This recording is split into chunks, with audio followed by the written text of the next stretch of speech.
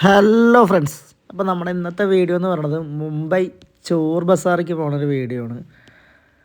ഒരു വൃത്തികെട്ടൊരു സ്ഥലമാണ് ചോർ ബസാർ എന്ന് പറയുന്നത്. ആൾക്കാരിങ്ങനെ അടിച്ചു മാറ്റിയ സാധനങ്ങളൊക്കെ ഉണ്ട്, നല്ല വില കുറവിൽ ഐഫോൺ കിട്ടും അങ്ങനെയൊക്കെ പറഞ്ഞ് നോക്കി പോയതാണ്. ഫസ്റ്റ് നമ്മൾ പോയത് കോയിൻ കളക്ഷൻ്റെ അവിടേക്കാണ്. നമ്മുടെ നാട്ടിൽ 1000 രൂപ കിട്ടും, 2000 രൂപ കിട്ടും, അങ്ങനെ ഇങ്ങനെ പറഞ്ഞിട്ടുള്ള പണ്ടത്തെ വോട്ട് നാണയങ്ങൾ, എല്ലാ തരം കോയിൻസും ഉണ്ട് അവിടെ.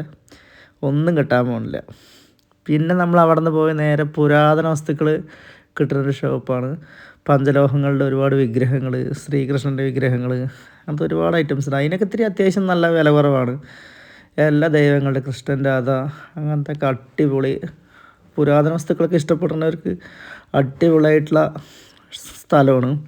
വൃത്തി എന്ന് പറഞ്ഞ സാധനം വളരെ കുറവാണ്. അങ്ങനത്തെ ഒരു സ്ഥലമാണ് മുംബൈയിലെ ചോർ ബസാർ എന്ന് പറയുന്നത്. ഇങ്ങനെ കുറേ കാണാം, നമുക്കൊന്നും വാങ്ങിക്കാനൊന്നും പറ്റില്ല.